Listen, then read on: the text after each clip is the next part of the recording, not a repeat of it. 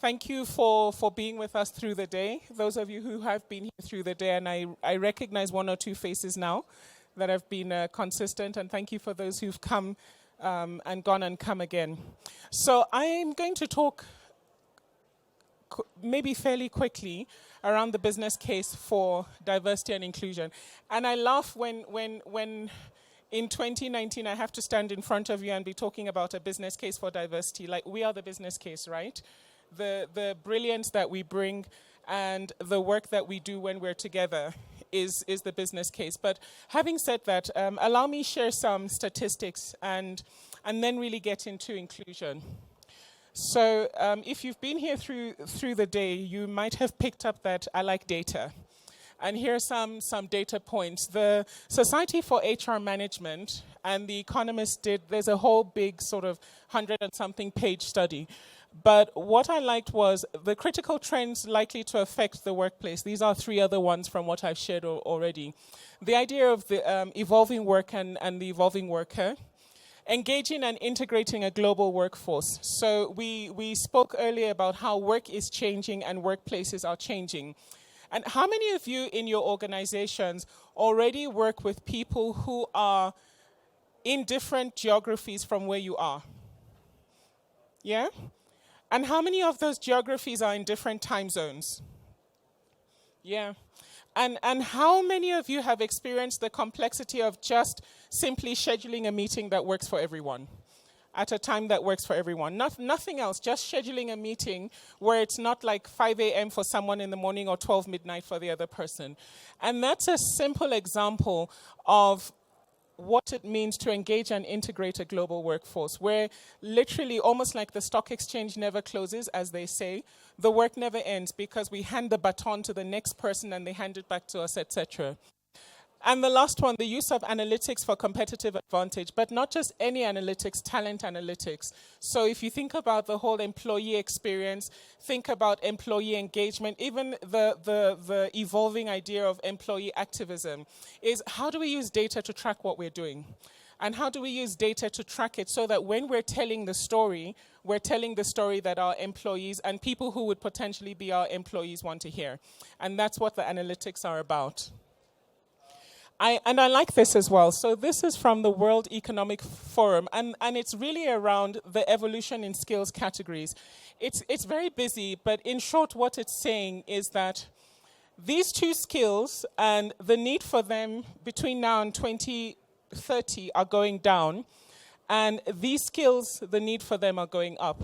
And look at how exponentially these last two are going up. So between 2002 and 2016, the need for social and emotional skills went up by 13%. By 2030, it will go up by 26%. And if you think about the conversations that we've had in this room today, the ideas around flexibility, courage, commitment, compassion, what else has come through?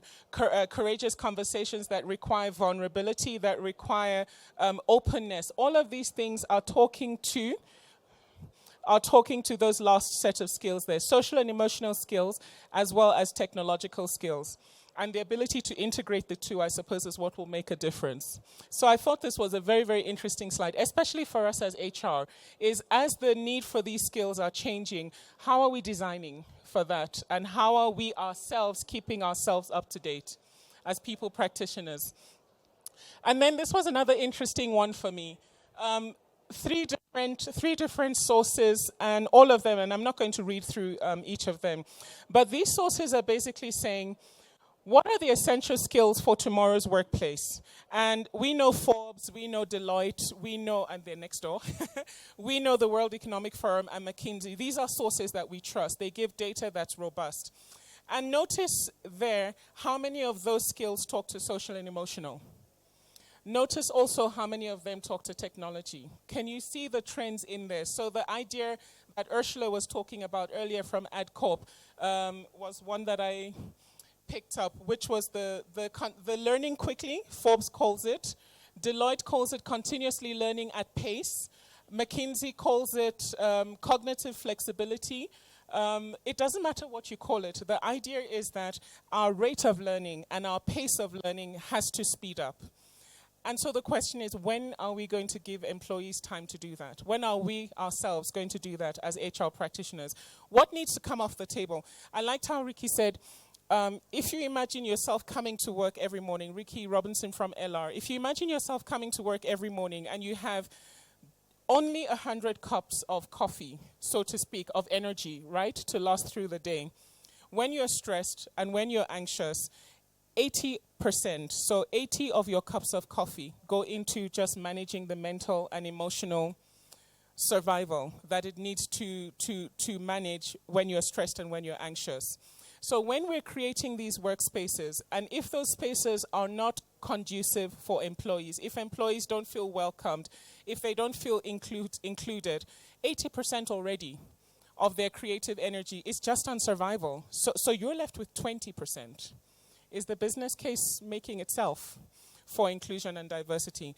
How do we create workspaces where we free up that 80% energy so people can use it productively and not just to survive emotionally and neurologically in our workplaces? So that's the connection to inclusion. The idea that social and emotional skills require an understanding first of myself. Because if I don't understand myself, I don't understand how I relate to the other person next to me. Also, you know, probably through the 90s and the early 2000s, the idea that inclusion is about making space for others. Well, who died and made you the space divider? Inclusion is not about making space for others. Inclusion is about, as Martin was talking about this morning at our breakfast, the idea of Ubuntu, the idea that we are already in it together. You don't need to make space for me. We're in it together already. How much you recognize of the fact that we're in it together is how much of that togetherness we can optimize. Do you see the difference? So, I'm managing too many things. So, when we can shift our leadership thinking from inclusion being about, it's my space and I'm just cutting some of it for you. Shame, I'm so nice, I'm making space for you. When we can let go of the ego that drives that thinking and we recognize that, gosh, whether I like it or not, we're already in this together. So how am I going to make it work? Then we're really in the conversation about the business case for inclusion, how we untap and unlock that 80% that people come and spend on survival simply because the space that they're in is not recognizing the value that they bring. So what does it require? It requires a lot of these skills that we saw. It requires, and a lot of the skills we've heard about today, curiosity, agility, empathy. And here's the thing about empathy. It's one of those things that it's good for you and it's good for me. So, you know, neuroscience and neuro research tells us that when I'm empathetic, automatically what happens in my body and brain chemistry is that my anxiety goes down automatically. Just in connecting with another person, I'm more able to think, I'm better able to process, and I'm more likely to be innovative and creative. So empathy is one of those things that just works for everyone. So it requires curiosity, empathy, it requires self-awareness, and I'm going to keep underscoring this. It requires agility, flexibility, all the beautiful things we've been hearing about, authenticity, continuous learning, etc. And it requires all these things because if we're a puzzle that fits together, I need to understand which puzzle piece I am. And then I need to understand how my piece fits with your piece and how our pieces fit together in service of what we're doing. So in service of the organizational goal. And if I don't recognize who I am and what I bring, how am I ever going to be able to know when it's valued or it's not valued? And so, like Nini Mulefi says, I love her book. If you haven't read it, you should. I really recommend it. It's something that I hold dearly as well, is this work, the work of whatever, let's move beyond the business case. The work of optimizing inclusion in organizations is work that requires us to first think about the quality of our being, to first think about the quality of how I show up as Egbe. And when I think more nuanced about how I show up, when I think about when I show up, what work is my showing up doing? Then I'm more likely to understand the value that I bring or don't bring in a situation. Because here's the thing that we may know, but we may not always articulate. At any point in time, who I am is doing a work in my situation. So right now, who I am as a moderator, facilitator is doing a work because it's giving me the power and the agency. That power is so loosely held, trust me. It's not almost real. But it gives me the authenticity to be able to stand in front of you. It's doing a work. Who I am is doing a work. But who I am is doing other work that I don't know about, depending on who you are. So what is who I am as a woman doing for you right now? What is who I am as a Black African woman doing for you right now? If I don't understand who I am and the impact of what I bring and how it shows up, how will I be able to articulate the value that I bring? And this is a really key aspect of how we create diverse and inclusive spaces, because all the time who we are is doing a work. And the interesting thing about that work is that it has currency. So I like to talk about it as eco plus, being economic, plus, and eco negative. So sometimes just walking into a space, I have privilege, right? Sometimes walking into a space, who I am has privilege. And that privilege provides me access. And that access opens opportunities. At other times, I walk into a space and I don't have privilege. And who I am locks me out. And it doesn't provide access. And it doesn't give me opportunity. As HR, our role is to not just understand it for ourselves, but to understand at a behavioral level and at a structural level, how are we creating spaces through the original story, the culture, the value, the artifacts, the way we share work that consistently keep some people as insiders and others as outsiders in our context at work. Is that making sense? Because we're all always insiders and outsiders. It doesn't matter who you are. The who that you are is doing a work. And that work is either going to unlock opportunity, insider, or it's going to lock you out of opportunity, outsider. The question is, what am I going to do about it? But the bigger question is, as people practitioners designing space in organizations, what are we going to do about it? And that really is the business case that we need to get to, is how do we unlock structural spaces where people are structurally, permanently locked out. This is what inclusion is about. If we're in it together and yet we've consistently, structurally locked people out, whether it's because I'm LGBTQI and it's not seen, or it's because, as I was told when I was pregnant by one of my line managers in a company I won't name, to get over it. And in my head, I was like, yeah, in a few months, don't worry. That won't be a problem. So whatever the it is doing a work. And it is either doing a work in service of the employee, or it is not doing a work in service of the employee.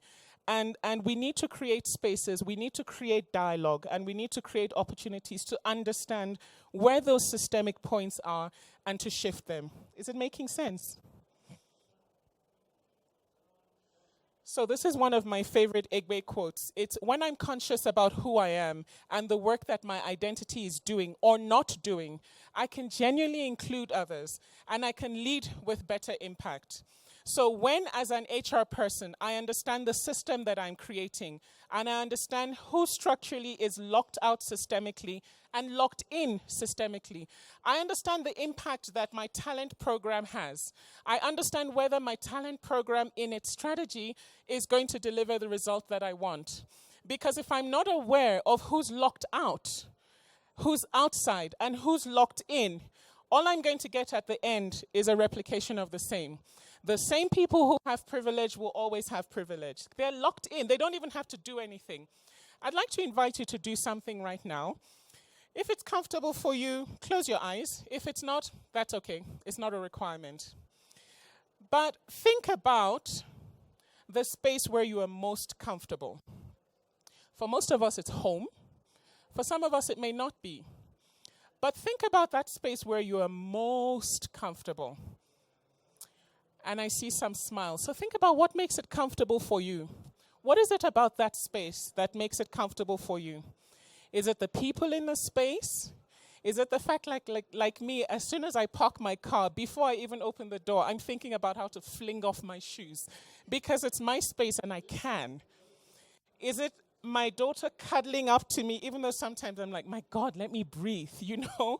But those are the things that make my own space comfortable for me. Those are the things that make me want to go to my space. Those are the things that make it my space. So do you have that idea? Is it strong and clear in your mind? Now I'd like you to think about something else. Again, close your eyes, don't close your eyes. It's not really necessary. But think about your workspace.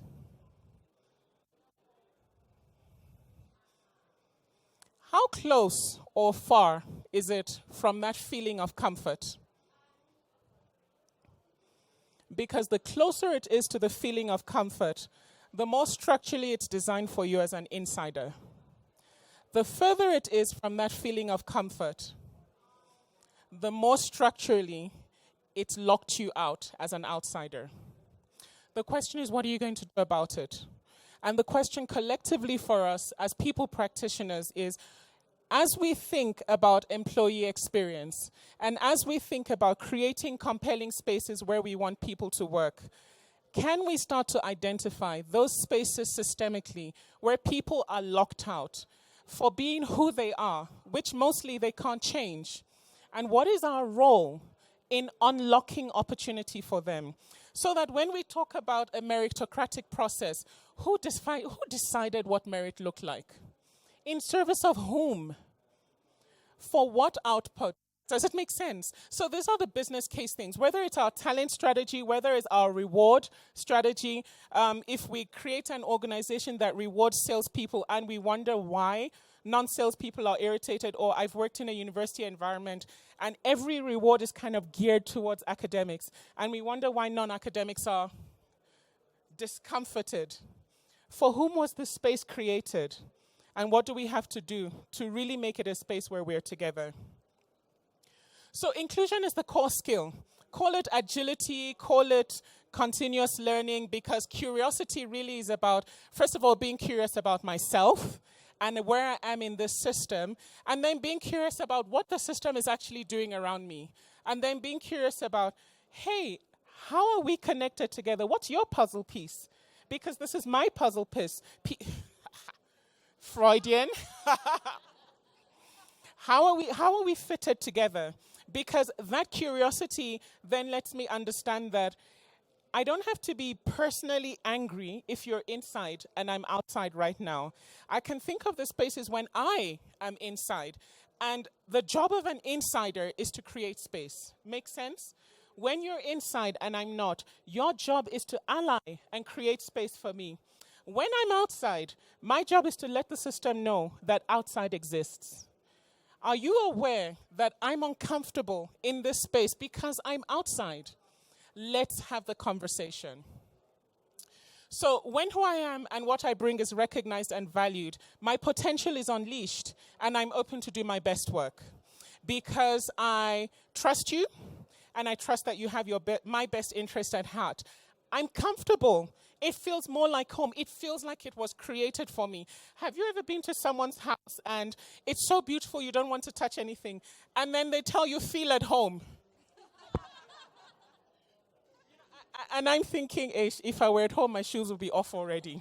You know? So when we talk about employee experience, what is the comfort level that we're willing to make? And we can't be all things to all people all the time. So how can we be authentic about what we will be and why we are that thing and how we stand for that thing? Because when we do it authentically and when we do it transparently, then I can choose and say, this is my space, I'm comfortable, I want to be here. Or I can choose and say, sorry guys, you are nice and all, but I'm not comfortable. And so I'm going to look for an organization where I will be comfortable. It helps with agency and it helps with choice. Increased confidence. Do you know can you imagine how difficult it is when you're an outsider to always prove why you shouldn't be an outsider? Think about, everybody has an example in their own lives of when they've been outsiders. Think about how much energy it takes to prove that I deserve to be an insider. I mean, it takes away confidence It takes away energy. We've already spoken about the 80-20 rule. I'm in survival mode when I'm an outsider. I'm in the mode that says, I need to show you why I need to belong. I'm not my best self. I'm fearful, and when I'm fearful, what happens is, here are 3 ways that employees show up disengaged. And I'm going to wrap up after this. The first way employees show up disengaged, and Roy Gluckman and I talk about this in the podcast that we do, is the idea of aggression. Angry, whatever. So the outsider shows up as an aggressive, she's just so angry. She's just so angry all the time. Ferocious. Well, that's because it's a fight response. It's because when I'm outside, the instinct in me is to fight it. Another way is to flee. So those employees who just come in but they're not really there? The ones that come in and they take 10 smoke breaks. The ones that come in and they're surfing the net. The ones that come in and they are doing work, but boy, the pace of that work, is so, they're gone. They're there but they're not there. It's fleeing. I don't feel comfortable. I'm not confident, so I'm going to escape in the most passive-aggressive way I know. And the third is freeze. I'm there, but I'm not really there. And so I want to speak like you. I want to work like you. I want to dress like you. I want to talk like you, because if that's what it means to be successful, then, and actually I've got it the other way. The freeze is the one who's there but not there.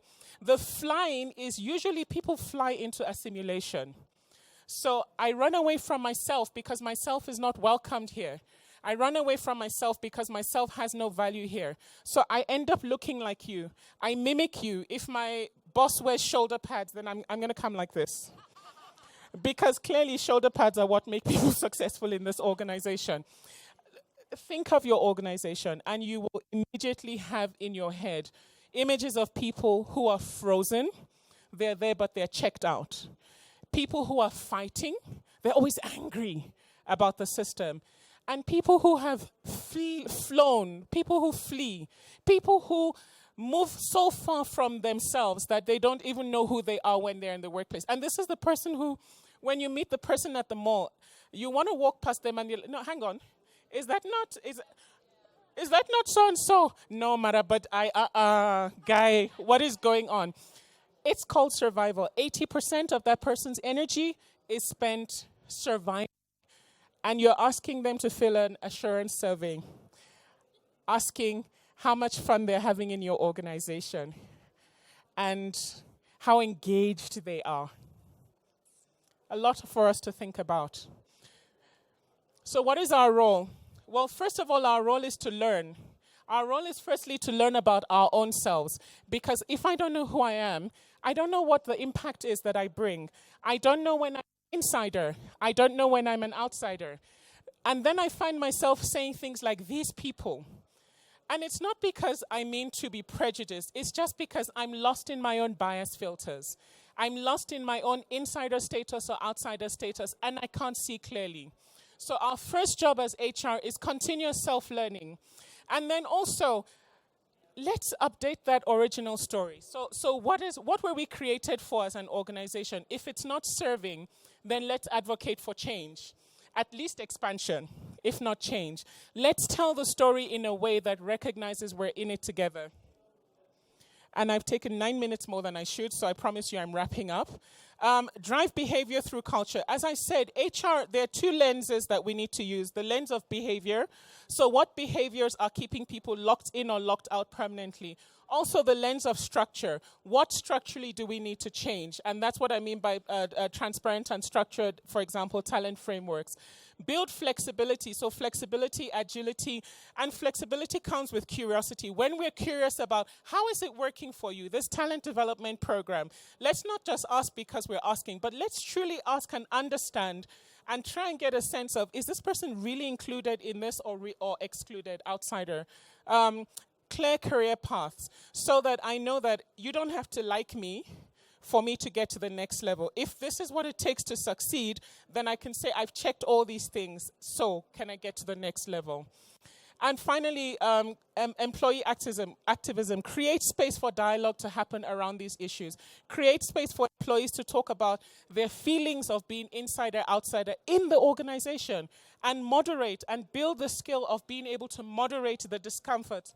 Unfortunately, this work is uncomfortable, but we can build the skill of being able to moderate for it anyway. And finally, tell the story and use data. Please, HR, please, people, let us use data to tell our stories, because this is the language that the business understands. And when we talk about the business case for diversity, that's what it looks like. Thank you. I'm afraid that Temple and Cheryl will jack me if I ask for questions, but questions, comments, quickly.